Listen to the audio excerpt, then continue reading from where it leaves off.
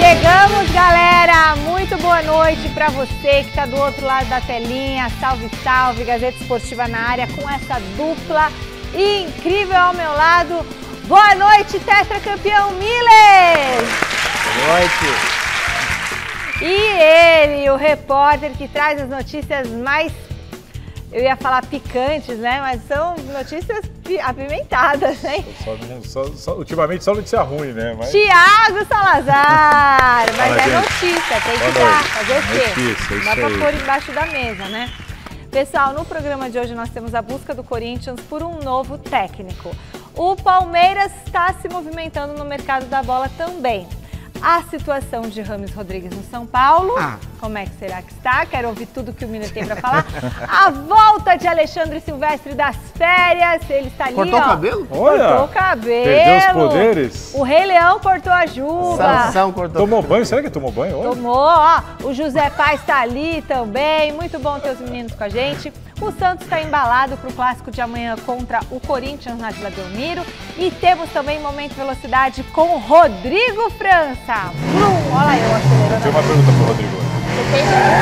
Então segura a sua pergunta que daqui a pouquinho o Rodrigo responde. Fique com a gente, prepara a sua groselha, seu café com leite, a sua água, o seu chazinho. E a gente volta depois dessas dicas.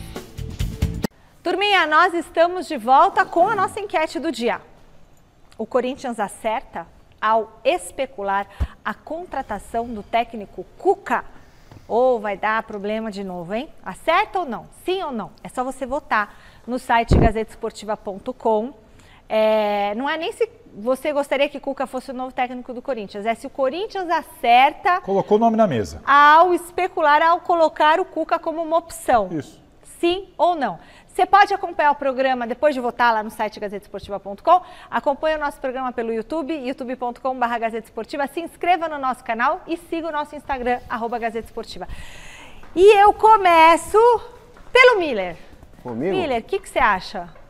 Boa noite, Michele. Boa noite, Salazar. Olha só, eu acho que o tirar o Mano foi um erro, na minha opinião.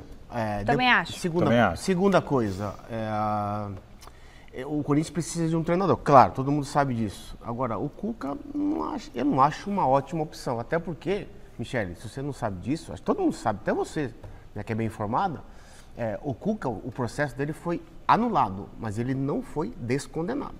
Não, foi. A condenação deixa de existir. Ele é réu primário. Perdão. Inocentado. Lá atrás, ele foi condenado. Não, ele caiu a condenação. Não, caiu Cai tudo, tudo, absolutamente Miller. tudo. A discussão que fica entre as pessoas que... Foi anulado, não Anulado. é? O processo é como se ele nunca tivesse existido. Essa condenação, ela sai, inclusive, da ficha dele. E ele vira réu primário. Ele vira réu primário. Ele vira literalmente Como um réu. eu sou, como você é. Isso, ele vira... Creio que você seja. Mas de qualquer maneira, eu acho que o Corinthians deve procurar um outro treinador.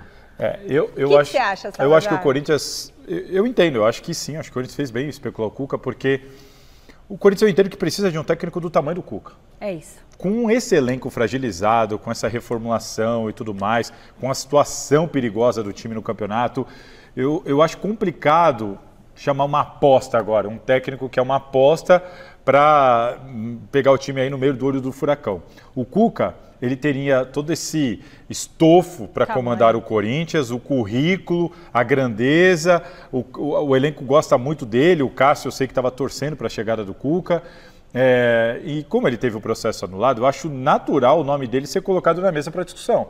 Você pode chegar a alguma conclusão, que inclusive a gente vai falar daqui a pouco sobre qual é a conclusão do Corinthians, mas colocar o nome do Cuca na mesa, eu não acho que é um erro, não. Acho Debater, né? Debater, eu acho que vale a pena. Também acho até você pode até chegar à conclusão de que, não, melhor não. Mas colocar o nome na mesa, ser uma das opções, eu acho natural e por isso que o meu voto é no sim. A questão é que não podia ter demitido o Mano sem ter lido um regulamento, né, gente? E aí, eu gostaria de saber quem é que errou aí no Corinthians.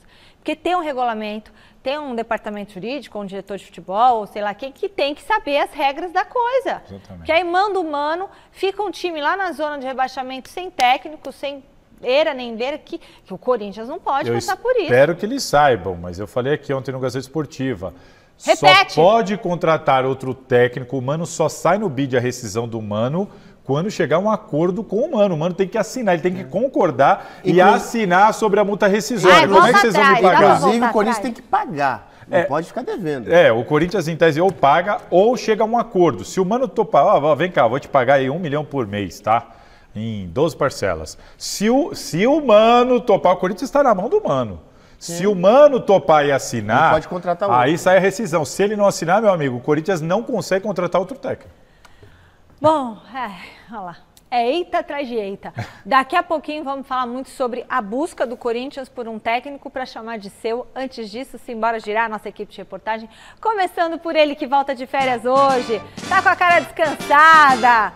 Tá melhor do que nunca. Alexandre Silvestre, marido da dona Renata Ferrari, está na academia de futebol. Tem as novidades sobre o mercado da bola do Palmeiras. Boa noite, Silver. Seja bem-vindo mais uma vez. Tem reforço chegando por aí?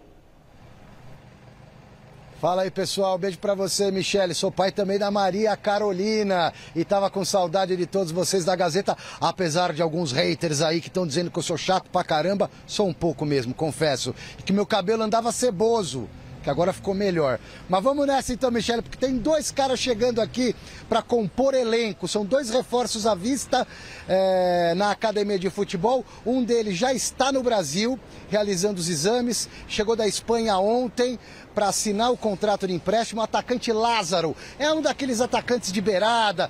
Ele joga com a perna direita, é destro, mas prefere jogar na ponta esquerda, pelo lado esquerdo do campo. Pode ser um pouco ali centralizado também numa necessidade. Vem para suprir essas carências no elenco do Palmeiras, com a lesão do Dudu, com a saída iminente do Endrick na metade do ano.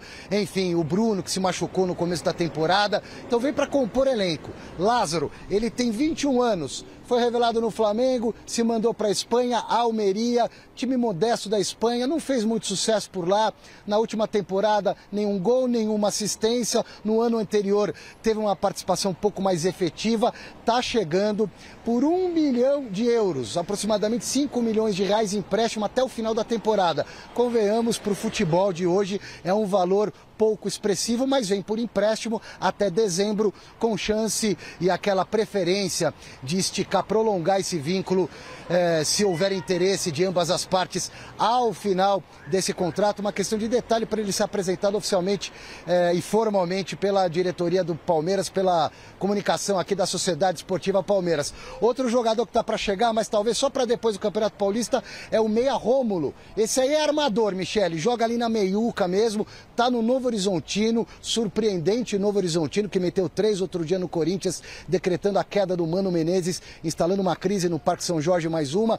O Rômulo tá jogando no Novo Horizontino, assim como um outro técnico empregado no Campeonato Paulista na Série A não poderia ir para o Corinthians, esse Rômulo não poderia jogar pelo Palmeiras no Campeonato Paulista. Então as diretorias de Palmeiras e Novo Horizontino estão se acertando. Ele deve continuar no Novo Horizontino, no Tigre do Interior, até o final do campeonato estadual, para depois, se der tudo certo, ser reforço do Palmeiras. Esse aí tem 22 anos e, como eu disse, é mais meio campista.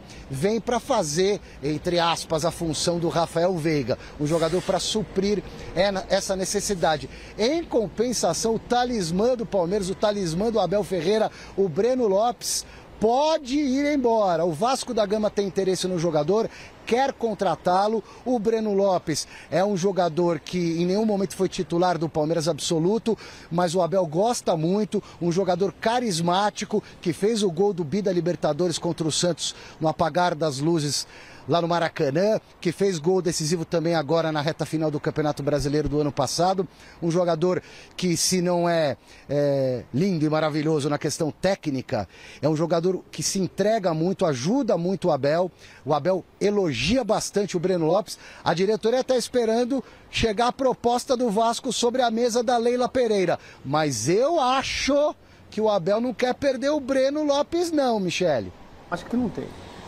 É verdade, o Abel gosta, né, do Breno Lopes. Fala, Salazar. Gosta mais do que a torcida do Palmeiras, né, Michele? Eu entendo o seguinte, o Breno Lopes, eu sinto que já há um desgaste da relação dele com o torcedor do Palmeiras.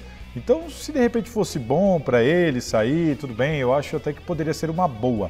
O problema é que o Palmeiras tem um elenco muito enxuto. Vira e mexe, falta um jogador aqui, pronto, já vira um problemaço para o Abel Ferreira, já se fala em contratação.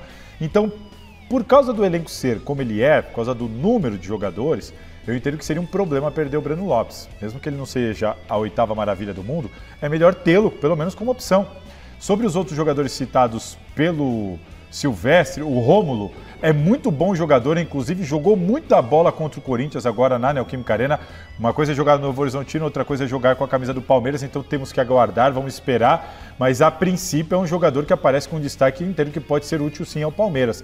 Assim como o Lázaro. O Lázaro, inclusive, eu achei uma ótima sacada, um jogador jovem, 21 ou 22 anos se eu não me engano, que vem jogando, veio de 2 clubes grandes, que vem jogando com frequência, então é um jogador que está acostumado com pressão, é um jogador que está em atividade, é um jogador jovem e joga numa posição que eu entendo ser muito carente nesse time do Palmeiras. É só ver o caos que foi quando o Palmeiras perdeu o Dudu, não se encontrava um substituto, muda o Arthur de lado.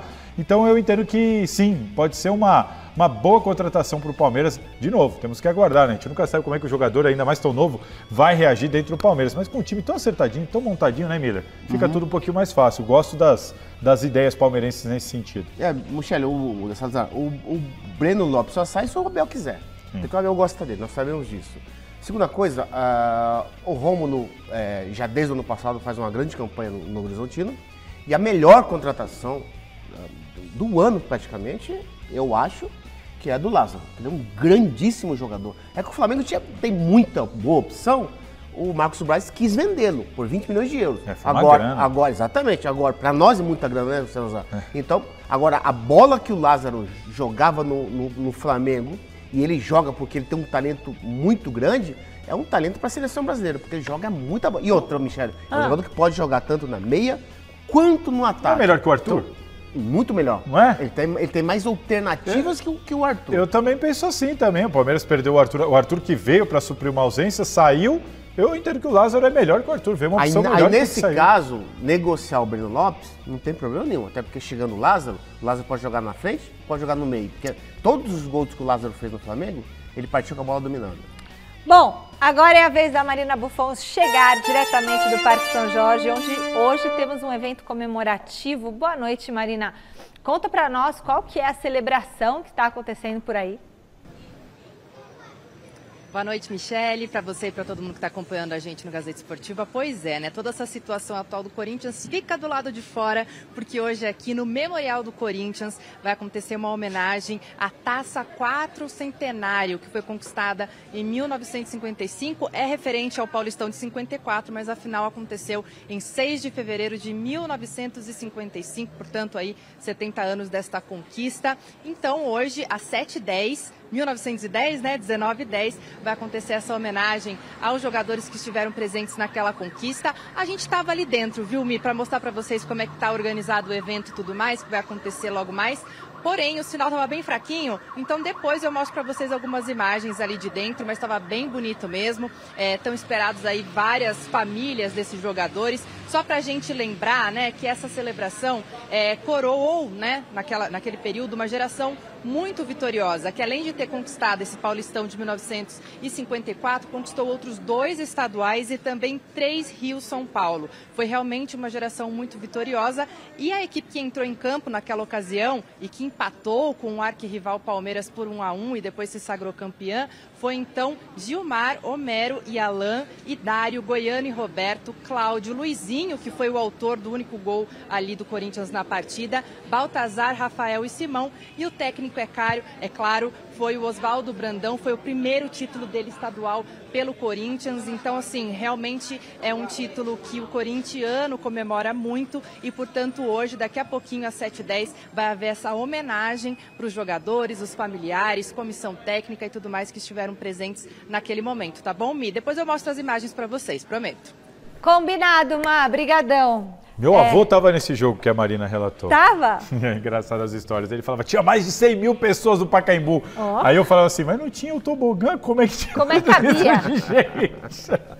Mas foi realmente um título muito importante da história do Corinthians. E tem que lembrar, tem que comemorar, e depois a Marina vai trazer as imagens pra gente. Vamos falar mais de Corinthians agora? Eu acho que meu ponto desligou, viu, diretor? Fala com o chileno aí, é para falar do Corinthians agora? É. Então vamos lá, Salazar, a gente já estava até falando antes aqui, porque a gente não se aguenta. Você falou que o Cuca foi colocado na mesa, foi debatido e já temos a resolução disso ou não? A resolução do problema ainda não, Michele, mas assim, o Corinthians ainda não tem um técnico, mas para o torcedor entender, depois que o Corinthians chegou à conclusão da saída do Mano, o Corinthians, a diretoria, junto com seus pares ali, eles começaram a sentar para pensar em nomes, né? Vamos pensar em nomes, e ontem à noite mesmo eu soube de 2 nomes. Um, o argentino Zubeldia, toda vez eu erro o nome dele, o Zubeldia. Ele é ex-técnico da LDU e tal. Ele foi um dos nomes olhados e falou, olha, interessa aqui, bem avaliado internamente.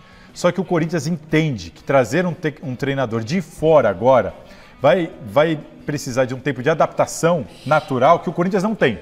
Estamos indo para a metade do Paulistão, o Corinthians na zona do rebaixamento. O pessoal chegou a essa conclusão de dar mais atenção às opções domésticas, mesmo que seja estrangeiro, mas que já esteja aqui, que já conheça o futebol brasileiro e tudo mais. Sentaram e começaram a analisar mais nomes. O Márcio Zanardi, como vocês sabem, né, foi descartado a partir do momento que o Corinthians descobriu que ele não poderia assumir o comando do time, por ter trabalhado no São Bernardo nessa edição. Aliás, isso aí, claro que o Corinthians nunca vai admitir, mas de fato eles não sabiam do regulamento, souberam depois que procuraram o Zanardi. E aí veio o nome do Cuca, veio o nome do Zubeldia, veio o nome do Cuca, veio o nome do Antônio Oliveira, português técnico do Cuiabá. Gabriel Milito. Foram colocados esses nomes que foram bem avaliados para a diretoria sentar e pensar. Sobre o Cuca, o que eu soube de informação, revelei ontem, e depois os outros amigos da imprensa confirmaram, ele era muito bem avaliado pela diretoria do Corinthians por tudo isso que a gente falou no início do programa. Técnico grande, campeão, ia ter o elenco na mão, o Cássio, que é o capitão do time, gosta do Cuca, ficou muito incomodado quando o Cuca foi embora. Então, em tese, seria o cara que viria, o cara ideal, viria para, em tese, resolver o problema, o cara do tamanho do Corinthians e tudo mais. Só que o Corinthians primeiro queria sentir a reação da torcida, a repercussão, a opinião popular. E qual foi? E assim, apesar da grande maioria, pelo que a gente percebe da movimentação nas redes sociais, a grande maioria ser a favor, ficou constatado internamente de que isso ia trazer algum tipo de problema em algum momento, nem que fosse na imprensa, como aconteceu da última vez, e o Corinthians está mais propenso a não fazer uma proposta para o Cuca, então ele foi debatido, era um nome que o Corinthians queria, se não tivesse esse problema do Cuca, certamente a proposta iria para ele, mas esse receio da diretoria fez com que nas últimas horas, após algumas reuniões, eles recuassem e preferissem procurar por outro nome. E agora o Antônio Oliveira lá do Cuiabá começa a ganhar força, né? Já que o Cuca está esfriando, ele começa a esquentar. Que o Barbieri é Barbieri uma opção. também, informação inclusive que o Yuri Medeiros apurou, o Barbieri é um desses nomes que foi colocado à mesa. O que é para o torcedor entender muitos nomes colocados à mesa, discutidos, o Cuca era o que a diretoria tinha a preferência, mas eles chegaram a uma conclusão de que vai trazer um desgaste muito grande, então melhor analisar os outros. Miller, o que você acha? Quem teria que ser o treinador? Dá para trazer um treinador estrangeiro? Eu acho que nesse momento, trazer português, seja lá quem for, não dá. Não, por tudo isso que o Salazar falou, não dá para trazer um estrangeiro. Não dá. Nenhuma aposta, até porque ano passado começou com o Lázaro, nós vimos que deu no que deu. Nos últimos 3 anos o Corinthians trocou de técnico nos 2 primeiros meses. Você está falando, no começo do ano passado veio o Lázaro, uma aposta. Sim. Não deu certo. Então acho que tem que ser um treinador tarimbado. O Antônio Oliveira do Cuiabá fez um grande trabalho no Cuiabá, né? É um treinador bom. Eu não contrataria o Barbieri, acho que não tem o perfil do Corinthians. Eu contrataria o Caixinha do Bragantino, só que o Caixinha não vai sair do Bragantino. Exatamente, ele tem esse problema. É igual a história do Voivoda, que toda vez recebe proposta... Não, mas também o Caixinha não pode assumir ainda. O Caixinha também não pode. Exatamente, tem o mesmo problema do Zanardi. Mesmo problema do Zanardi. Agora, esse Antônio Oliveira do Cuiabá, ele é um bom treinador. Ah, ele pode. Eu conversei com o pessoal lá do Cuiabá. Ele pode. Os jogadores, alguns jogadores do Cuiabá que eu conheço, eles falaram sempre unânimes, olha, grande treinador. E quem vai ficar, por enquanto? Thiago Kozlowski. Inclusive, ele vai assumir amanhã, é o que caiu com o Curitiba? Já vai assumir amanhã. É o técnico que caiu com o Curitiba. Ele veio para ser auxiliar do Corinthians. Ele é bom. Ele está comandando os treinamentos e ele será o técnico interino até o Corinthians escolher um técnico. Ô Salazar, Michele, o negócio... não caiu por causa dele. Michele, o negócio é o seguinte, no atual momento, eu estava falando isso para você, né? Sim. Em off. No atual momento do Corinthians, o time que é um time fraco, de má pior qualidade, que o do ano passado? Pior que o do ano passado. Qualquer treinador desse naipe que a gente falou aí, vai chegar, terá dificuldade. Não tem jeito. Olha, eu me lembro muito bem, um repórter inglês fez uma pergunta pro Guardiola, esperando uma resposta transcendental. Guardiola, qual o segredo do teu sucesso? Sabe o que ele respondeu em 2 palavras? Qual é? O segredo do meu sucesso é ter bons jogadores. Foi assim no Barcelona, foi assim no Bayern e está sendo assim no Manchester City. Bom, vamos lá. O Corinthians precisa se organizar. Primeira coisa é comprar uma agenda, um planner, uma agenda e começar a anotar as coisas e ter uma boa secretária executiva e uma mulher. Eu acho que está faltando uma mulher para ter um pouco ali de contratar uma mensal. psicóloga, né? Não, e a médica também é uma coitada mulher, da né? psicóloga. A psicóloga vai fazer isso. Alguém para auxiliar ali, que eu acho que está muita desorganização. Acho que tem que planejar o planejamento. O né? que, Por não, exemplo, o que não dá é não saber o regulamento. Tipo Isso é assim, inadmissível. quero mandar embora o Mano. Tá, peraí, vamos ver se podemos mandar embora o Mano. Quem é essa pessoa? Peraí, Agora calma. o que estão cobrando também, Augusto, que eu vi, né, nas redes sociais, é que o Fabinho ainda sequer foi apresentado. E já está lá no Corinthians. E pelo que eu estou sabendo, não vai ser. Vai seguir trabalhando. Ele nem aparece. Hoje, na apresentação lá do CT que a gente vai mostrar daqui a pouco, era o Rubão. Mas o Rubão não é a tal pessoa técnica, né? Que o Augusto sempre fala também. Ele que está tocando tudo isso. E, em tese, é o Fabinho, é o Rubão. São essas pessoas que deveriam chegar e falar, não pode, o Zanardi não pode, está no regulamento. É isso. Mas, enfim. Bom, o Palmeiras joga na quinta-feira, pela 6ª rodada do Paulistão, contra o Ituano, na Arena Barueri. Meu querido Silvestre, me diga uma coisa, como que o Abel Ferreira está trabalhando o time para essa partida? Alguma novidade? Por enquanto não, Michele. O Palmeiras teve folga na segunda-feira para dar uma esfriada na cabeça, além de tudo, pela perda da Supercopa do Brasil, ou Supercopa do Rei, diante do São Paulo, lá num jogo histórico no Mineirão. Então, folga ontem, reapresentação hoje, treinamento, como sempre, nos últimos tempos e anos, com portões fechados, a imprensa foi pela manhã. O Abel Ferreira só deve colocar taticamente o time em campo, mesmo aqui na academia, no trabalho de amanhã para o jogo de quinta-feira. O Palmeiras teve uma certa turbulência por conta dessa derrota, nem tanto, né? Mas por conta dos pênaltis, um fantasma na vida desse Palmeiras comandado pelo Abel Ferreira. O Palmeiras perdeu 6 ou 7 disputas de pênaltis e ganhou só uma vez, né? E isso é motivo de muita cobrança, principalmente nas redes sociais, em relação aos torcedores. Alguns críticos um pouco mais estridentes também levantam essa hipótese. O Abel até comentou sobre esse assunto, né? Que realmente o Palmeiras não vai bem nas disputas de pênaltis. Mas no Campeonato Paulista isso não deve abalar a confiança do time, temporada só começando. Campeonato Paulista, o Palmeiras vem muito bem, invicto, 4 jogos, 3 vitórias. O empate é o líder do grupo B com 10 pontos e vai jogar em Barueri na quinta-feira contra o Ituano. Então, o jogo é às 9 da noite, eu estarei nesta cobertura e enquanto não trocarem o gramado do Allianz Parque, o Palmeiras manda os jogos dele na Arena de Barueri, que desde o começo do ano é gerida pela Leila Pereira. Fala, Salazar e Miller. O Palmeiras perde muito. Não tem jeito, por mais que seja gerida pela presidente, por mais que o gramado não seja ruim, dificilmente a torcida, inclusive, consegue se deslocar até lá. O estádio nunca lota, não é a casa do Palmeiras, não é o lugar que eles estão acostumados, ambientados. O Palmeiras sim perde. Sorte que tem um bom time para compensar isso, porque perde sim muito sempre que sai do Allianz Parque. Aquele negócio, Michele, o Arena Barueri, o gramado é excelente, né? Estive lá essa semana passada e o estádio é um estádio modelo. Inclusive o Furlani se inspirou no San Siro, do estádio do Milan, né? Perdão, de Milano. Agora, o Palmeiras perde no entorno, né? Porque no Allianz Parque está acostumado. Mas o estádio de Barueri eu acho legal, assim, muito bom de jogar. Hora de acelerar pelas pistas com o Rodrigo França e o Momento Velocidade.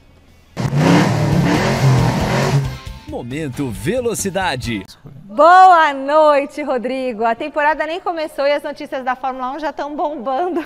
Em 2024 eu não vi a hora que você viesse aqui para falar um pouquinho, né? Hamilton, como é que é isso? Vai correr esse ano por uma equipe e está anunciado na Ferrari ano que vem? Pois é, Michele. Boa noite para você, Salazar, Miller, todo mundo que está assistindo. Eu estava ansioso para vir aqui também para ver o noticiário. E aí aconteceu mais coisa, né? Mas vamos começar. O noticiário está super acelerado, mas na última quinta a gente teve a confirmação de Lewis Hamilton na Ferrari em 2025. Então não é para esse ano, né? Para o ano que vem. E até como você estava falando, né? Essa é a transferência mais esperada da história do esporte. Vai ser realmente um marco. E a gente sabe, né? Vai ser a Fórmula 1 estava esperando uma movimentação dessa, mas para o ano que vem ninguém esperava, né? Ninguém esperava, né? Já na Red Bull, o clima ficou pesado com a possível demissão de Christian Horner. Imagina, equipe campeã talvez perca o seu chefe de equipe. Então, ele também está numa situação bem complicada, ainda não teve atualização no noticiário, até vim um pouquinho antes de vir para cá ver se teve alguma notícia. Ele parece que uma funcionária... Teve uma acusação lá que ninguém sabe, não sabe o teor que é e tal, mas está sendo tratado e investigado. Mas, pelo que eu já ouvi da Rádio Paddock, é certa a saída do Christian Horner. É BO, viu, gente? Ele fez BO. E os novos carros da temporada estão começando a ser apresentados. Destaque para Stake F1 Team, que chamou a atenção pela cor verde e preta. Acho que os palmeirenses vão gostar desse carro aí. Que bonito!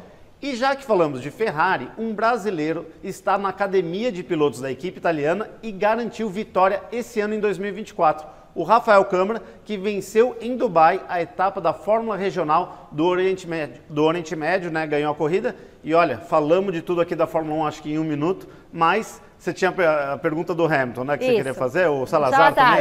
Eu quero, pra gente explicar isso, até eu recebi a explicação em off aqui, eu acho que vale perguntar, né?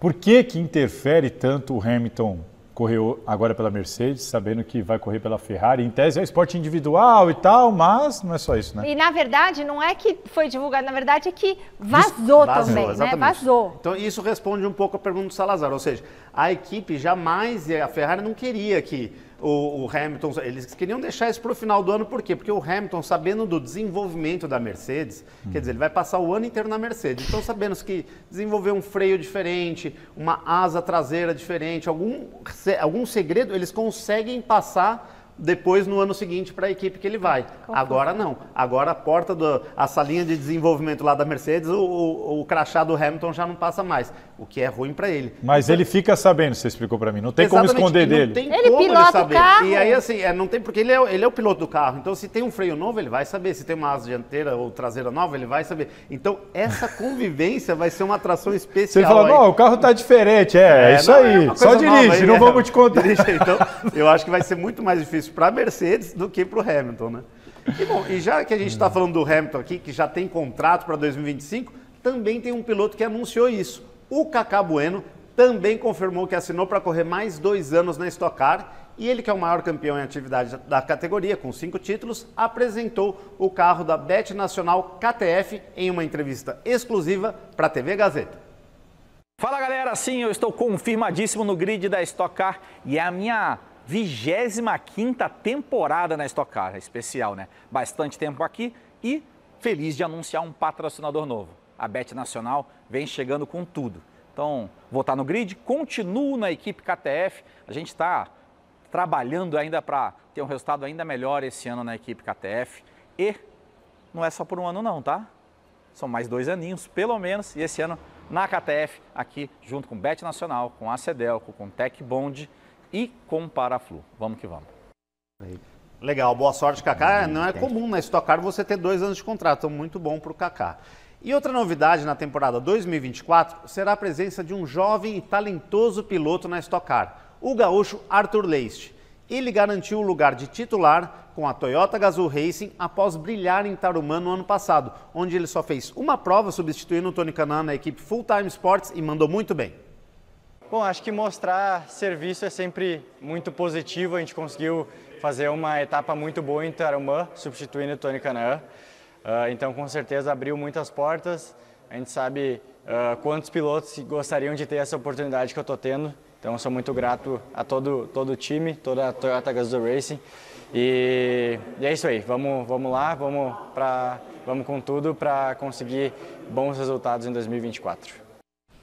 Legal. E a entrevista completa com Arthur Leist, inclusive mostrando os detalhes do seu novo Toyota Corolla da Stock Car, você vai conferir aqui na TV Gazeta, domingo, a partir de 8h25, um pouquinho antes de vocês, no Mesa Redonda. Michele? Fechou, Rodrigo. Então, domingo, 8h25, tem Momento Velocidade com Rodrigo França. Obrigada, viu? Valeu, até mais. E olha só, quem também chegou acelerando na temporada 2024 foi o técnico Thiago Carpini, depois de se destacar com 2 vice-campeonatos no ano passado, do Paulistão, com Água Santa, e da Série B com Juventude. O jovem treinador saiu do quase no comando do São Paulo e já levantou a taça com menos de 1 mês no cargo. Só 5 joguinhos no comando do São Paulo, invicto, 3 vitórias, 2 empates. E o rapaz, de apenas 39 anos de idade, já quebrou um tabu histórico em Itaquera diante do Corinthians ao vencer o Majestoso pela primeira vez na casa do rival e conquistou a Supercopa do Brasil ou Supercopa do Rei em cima do Palmeiras em jogo inédito no Mineirão. Começo arrebatador para um treinador tão jovem que ganhou agora em 2024, digamos, a chance da vida: dirigir um gigante como o tricolor do Morumbi. Humilde, Thiago Carpini, ao desembarcar no Clube da Fé, colou na lenda Muricy Ramalho, não é bobo, e com um discurso inteligente voltou no tempo até o mestre dos mestres para os São Paulinos, Tele Santana. É inevitável a referência que ele é para nós treinadores jovens. Eu trabalhar num clube dessa grandeza, com a oportunidade de assumir um treinador que saiu para uma seleção brasileira, um atual campeão, e tendo um respaldo de um cara dentro de campo, multicampeão, que viveu tantas coisas, eu poder todo dia sentar e tomar café com ele, isso para mim é um privilégio, né? Então a gente, se eu não me engano, no sábado nós falávamos sobre isso e ele falou um pouco da relação que ele tinha com o Tele.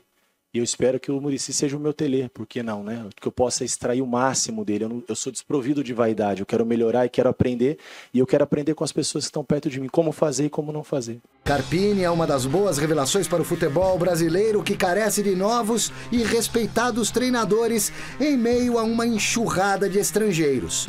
Começou batalhando como auxiliar em times menores, modestos do país.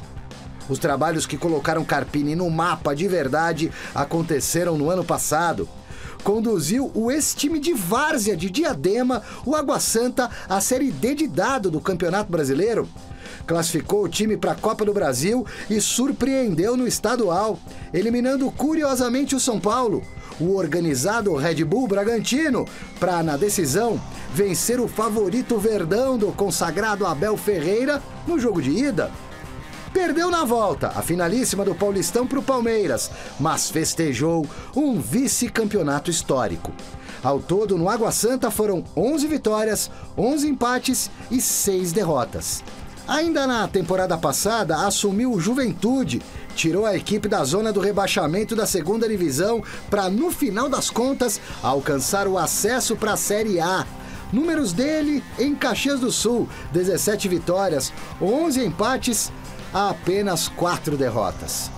Com a repentina saída de Dorival Júnior para a seleção, o São Paulo procurou e arriscou, dando uma oportunidade para Carpini. Todo mundo foi jovem um dia, todo mundo teve uma primeira vez. Essa também está sendo a minha primeira de dirigir um clube desse tamanho. Claro que é apenas o começo, mas que começo, hein? Que continue assim, é o desejo da torcida que conduz. Carpini, então, que nota você dá para o treinador, Miller? Olha, Michele, até agora, nota 9, né? Olha, Não, acho que... Dou 10. Tá, bom, Michele, eu não dou 10 porque a temporada é longa, desgastante e difícil. Sim. Até porque, eu já te falei, mesmo falei isso, o Crespo ganhou o Paulistão e caiu no Brasileiro. Então, acho que... tem que ir com calma, né? O futebol tem esse paralelo de glória e derrota que caminham junto. Então, acho que ele, lógico, é bom começar com o título. Ele é um grande treinador, inclusive, ano passado ele era começado pelo Cruzeiro e o Santos, e não foi para nenhum dos dois, até porque ele quis privilegiar, permanecer no trabalho que já estava em andamento e com o time na mão, inclusive, tanto é que voltou para a Série A. Então, acho que ele chegou uma aposta boa, que está dando certo. O segredo para mim do sucesso dele atualmente, Michele, esse sucesso momentâneo, atual, é que ele chega e não inventa. Ele privilegia o time que o Dorival armou no passado. Pode ver. Com exceção do Nicão, que jogou a final, o restante dos outros 10, todos jogadores do ano passado. Quer dizer, ele, sem alterar sistema, aos poucos, ele vai colocando as suas ideias, mas não pode ser agora. Eu concordo muito com o Miller. Eu entendo sim, o São Paulo foi bem. Pegou um técnico que conhece futebol brasileiro. Que não era a primeira opção. Não era a primeira opção, mas pegou um técnico que conhece futebol brasileiro, era o Carpini ou inclusive o Zubeldia. O São Paulo, esse mesmo técnico, o São Paulo também cogitou trazê-lo. Preferiu uma opção caseira, um cara que conhece o futebol brasileiro, um cara que vem galgando e vem demonstrando bons trabalhos por onde está passando. Pegou uma Série B, que é uma baita de uma escola e uma baita de uma amostragem, e ele veio para um São Paulo, e isso tem que ser pesado. É diferente, por exemplo, da situação do Corinthians que a gente estava comentando agora, que está um Deus nos acuda, um furacão, o time é uma bagunça, em reformulação. E aí você trazer uma aposta total é complicado, ficaria muito mais difícil. Talvez o próprio Carpini, com a competência dele, não desse jeito. Agora, vir para um São Paulo organizado, bem montado, em boa fase, com o Muricy Ramalho aqui nas costas para qualquer coisa, para dar um respaldo, aí é outra situação. Aí só dependia do Carpini não inventar moda. E aí é o grande mérito dele, como disse aqui o Miller. Chegou, não sentou na janelinha, está fazendo o trabalho dele bem feito, arroz com feijão, sem inventar moda, e está colhendo os frutos. Já chegou ganhando o Clássico, acabando com o tabu, batendo no Palmeiras, campeão, enfim, invicto no Paulista. Enfim, eu acho que nem ele imaginava um início tão promissor, tão bom. Mas é um técnico que, inclusive, na contratação, quando a gente fez aqui enquete, vocês me perguntaram, eu falei, olha, eu acredito que pode sim dar muito certo. Pelo que acompanhamos, a gente viu de perto o trabalho dele no Água Santa, eu já tinha essa sensação de que podia sim dar jogo, dar liga, e tá dando. Eu acho legal, Michele, sabe o que eu acho legal? É que ele é um jovem treinador, 39 anos, né? O que acontece? Isso é bom para a nova geração de treinadores do Brasil, porque aí os outros clubes vão se despertar e dizer, olha, nós estamos procurando fora... Pintado falou isso no mesa, né? Falou, ó, tem técnico brasileiro, viu? Tem safra vindo. Não é só lá fora, se o São Paulo não tivesse dado oportunidade pro Carpini, Michele, olha, os outros clubes não iam se despertar para dizer, olha, aqui dentro tem uma nova geração boa.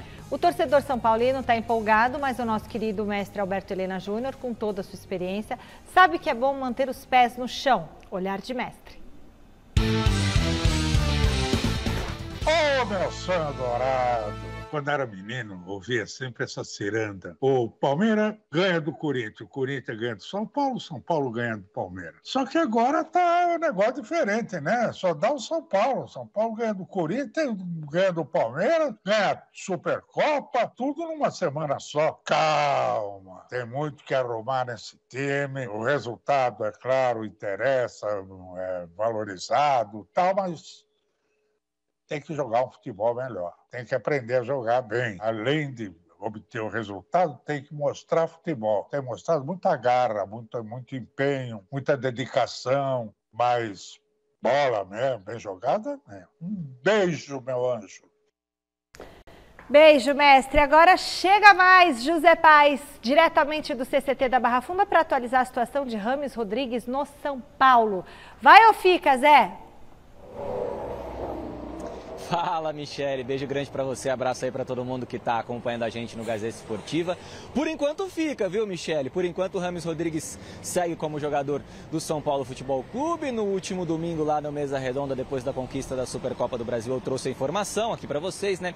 Que os discursos não estão batendo, o que pensa o Rames, o que pensa a diretoria do São Paulo. O Rames Rodrigues, Michele, ele entende que ele pode ajudar muito esse time do São Paulo por ser um jogador de nível mundial, vamos dizer assim, um cara de classe mundial, né, melhor dizendo, um cara que atuou no Real Madrid, fora, que na seleção colombiana joga muita bola, tem um time ali para ele, montado para ele. O São Paulo entende, por outro lado, que o Rames Rodrigues precisa melhorar um pouquinho a condição física, que aqui a gente não tem um time montado para ele, não tem um time montado para que o Rames Rodrigues jogue, que ele vai ter que se encaixar nessa equipe.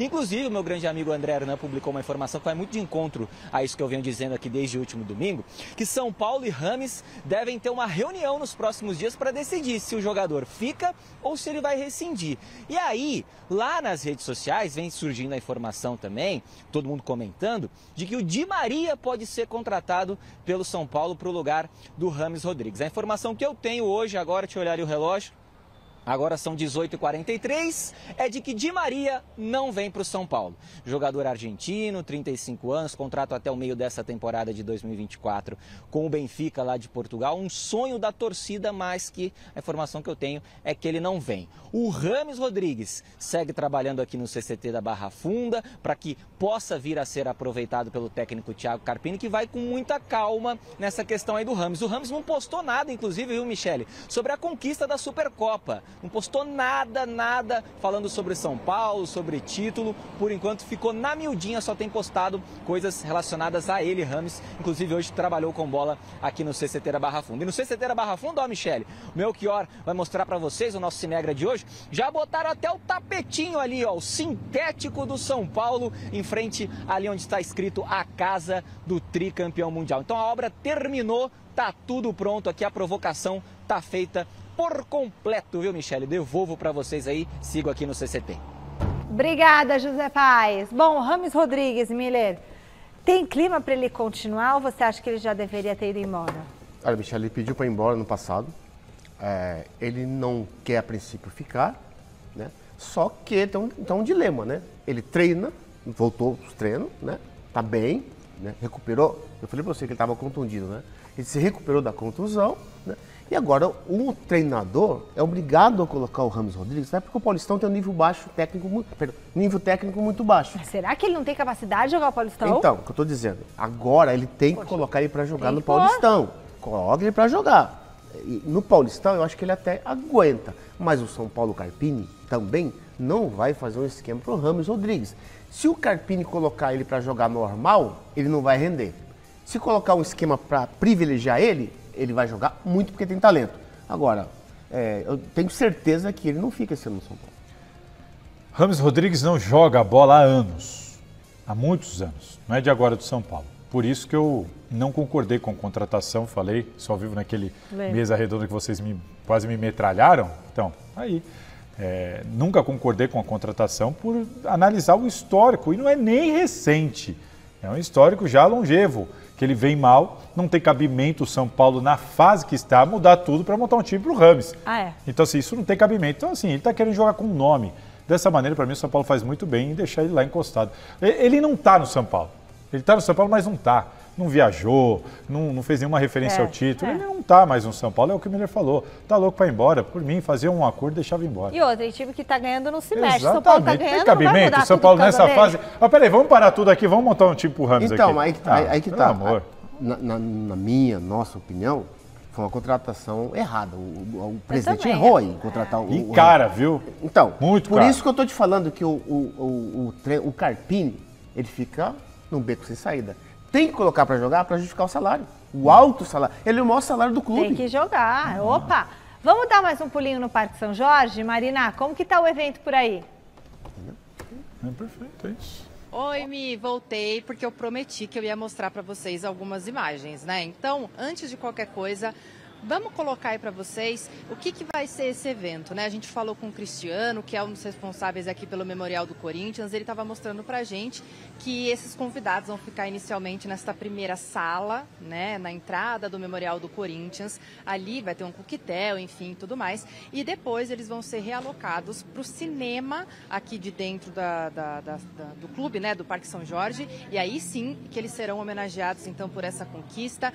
Teve umas pessoas que me perguntaram aqui durante esse intervalo entre eu entrar a primeira vez e agora, por que quarto centenário? Porque era justamente os 400 anos da cidade de São Paulo. Então era realmente ali um título que o pessoal da época falava, é um título que vale por mais de 100 anos. Então realmente foi muito importante ali para o Corinthians vencer. E aquela campanha foi histórica, 26 jogos, 18 vitórias, 6 empates, 2 derrotas. O Luizinho, que fez o gol ali do empate contra o Palmeiras, que deu o título ao Corinthians, foi o artilheiro da competição com 14 gols, enfim. Então, é por isso que a cada ano essa data é lembrada e hoje, então, é comemorada aí 70 anos dessa conquista. Por aqui ainda, Mi, a situação está bem tranquila, porque o evento, como a gente comentou, começa às 7h10, mas a gente já deu para ver que algumas pessoas estão chegando, sim, a imprensa também chegando por aqui, o historiador do Corinthians já está ali dentro também atendendo aos nossos pedidos, né, para saber mais sobre essa história.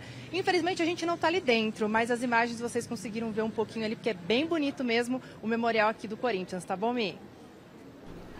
Muito legal, Má, brigadão. Olha, às 11 da manhã dessa terça-feira, o Corinthians avisou que a apresentação, 11 da manhã, 11, a organização, vamos começar de novo, às 11 da manhã, o Corinthians avisou que haveria a apresentação do meio-campista Rodrigo Garro, às 2 da tarde. Pegou toda a imprensa desprevenida, pegou a nossa equipe desprevenida, o câmera está escalado para entrar às 15. Então, desse jeito meio atabalhoado, chegou ao fim uma novela que se arrastava desde o dia 2 de janeiro, ainda bem, né? Quando a diretoria anunciou a contratação do jogador e enfrentou uma série de dificuldades até finalmente oficializar a chegada do reforço. Então a gente vai ouvir um trechinho da coletiva. Y estoy sabiendo de esa ansiedad porque también la tengo yo, mi familia, las personas cercanas a mí también tenían muchas ganas de verme vestir esta camiseta y de jugar. Sé lo que demanda Corinthians, todos mis compañeros, el equipo de prensa y bueno, y toda la directiva también me hicieron saber lo que es Corinthians. Pero bueno, estoy comprometido, estoy contento de estar acá y preparado también para todo lo que demanda y todo lo que viene en esta enorme institución. Después, físicamente, mentalmente, creo que uno siempre se prepara para todo. Después las cosas pueden salir, no pueden salir. Creo que pasa por un montón de factores, no solamente pasa por un solo jugador. Creo que son muchas las cuestiones que se tienen que evaluar para que un equipo también funcione, y creo que Corinthians hoy está trabajando para que el equipo funcione y los resultados se empiecem a dar. Ai, que bom que essa novela terminou. E aí? Até que enfim, na véspera do Clássico, vai para o jogo, vai para o Clássico, provavelmente vai ser titular, está pronto para entrar em campo fisicamente e tudo mais. O Mano Menezes, que é um técnico muito cauteloso, não é de se empolgar, falou com muito entusiasmo sobre o Garro. Isso me leva a crer que é um jogador que realmente pode ajudar o Corinthians. Dizem que no treinamento ele é até meio doido, assim, sabe, de dar carrinho na bandeira de escanteio, que é um jogador muito enérgico. E assim, o Corinthians precisa de um meio armador, o Corinthians precisa de um meio campista que pense o jogo, que faça transição, que dê a bola para atacantes fazer os gols, que chegue na área para finalizar. É o Garro, é muito pouco, na minha opinião. Não dá para ter só um. Aí o cara não pode jogar por algum motivo, o que você faz? Mas pelo menos agora, enfim, vai ter pelo menos um, Miller. Como diz o saudoso Sininho, treino é treino, jogo é jogo. Agora tem o treinador, tem o jogador e não tem o treinador. O Mano nem pôde contar nunca com o Garro. O Mano pediu a contratação do Garro, o cara chega, só que o Mano é demitido antes do Garro estrear. É inacreditável. Ele entra eu vou voltar atrás nessa demissão. E ele entra, o Garro vai entrar num time desfigurado. A dificuldade será maior. Muito maior. Bom, enquanto o Corinthians vive esse clima de incerteza em relação ao novo treinador, o Santos vai nadando de braçada no Paulistão, não é mesmo? Líder do grupo A, com 12 pontos ganhos, o time comandado por Fábio Carille chega embalado. 2 vitórias consecutivas para o clássico de amanhã contra o Timão na Vila Belmiro. A torcida espera que o bom momento vivido pelo time coloque fim a um tabu que dura desde 2016, né? Ou 2018? É 2016, quando o Peixe conseguiu a última vitória jogando em casa contra o Timão. O problema é a lateral esquerda. O titular Felipe Jonathan levou uma pancada na última partida contra o Guarani, é dúvida. Kevson, que entrou no lugar do Felipe Jonathan nesse jogo, teve ruptura do ligamento do joelho com apenas 3 minutos em campo, vai ficar fora por um bom tempo. E o Jorge está numa fase final de recuperação de uma lesão sofrida ainda no ano passado. Então o Santos, com isso, vai precisar improvisar o lateral direito com o Rainer, caso o Felipe Jonathan não tenha condições. E o Neymar vai estar lá, é isso, Salazar? Acabei de ler aqui, me desculpa, eu não sei nem quem é o dono da informação, mas acabei de ler que o Neymar estará na Vila Belmiro. Vai estar na Vila. Vai estar na Vila Belmiro. Eu já prevejo o caos, porque onde o Neymar está é o caos, né? Aquele mundo de gente em volta dele. E quem conhece os corredores da Vila Belmiro sabe como é tudo muito apertadinho, tudo muito pequeno, só tem um elevador. Você vai estar lá? Eu estarei lá, inclusive, provavelmente eu e meu cinegrafista de plantão atrás do Neymar. Vamos tentar flagrar o Neymar lá. Imagina o caos que não vai ser. Juliano também não joga.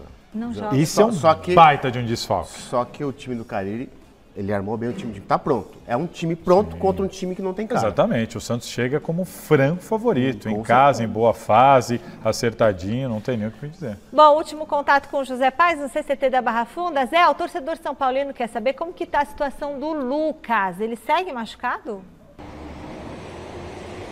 Segue machucado sim, né, Michele? Nem enfrentou aí o Palmeiras nessa Supercopa do Brasil que rolou lá no Mineirão. E aí é muito provável que o Lucas fique de 15 a 20 dias fora, então não vai atuar nessa partida de amanhã contra o Água Santa lá no Morumbi. Estarei lá trazendo tudo para vocês aqui ao vivo, pré-jogo no Gazeta Esportiva. Partida que começa às 21 horas mais 35 minutos. O São Paulo tem outros problemas também, né?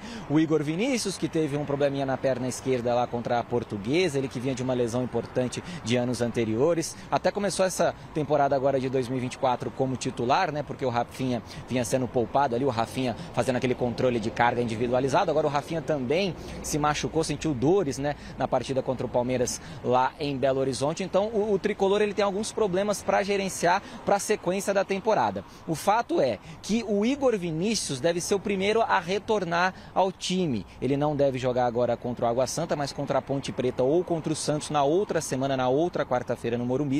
Pode ser que ele fique à disposição do técnico Thiago Carpini.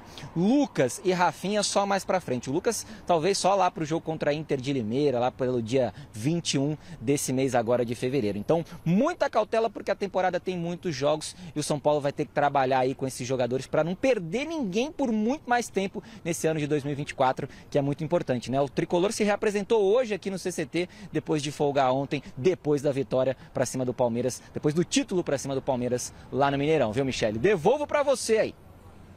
Obrigada, José Paes. Enquete. O Corinthians acerta ao especular a contratação do Cuca? Essa eu tô curiosa. Sim, 71% dos votos. Tá certo aí, ó. Dá uma especulada. Acabou, turma. Obrigada, Salazar. Obrigada, Miller. Fiquem agora com o Jornal da Gazeta. Tchau. Ah, beijo pro Vitor Hugo e pro Jaú Souza. Beijo, Vitor Hugo e Jaú. Um abraço.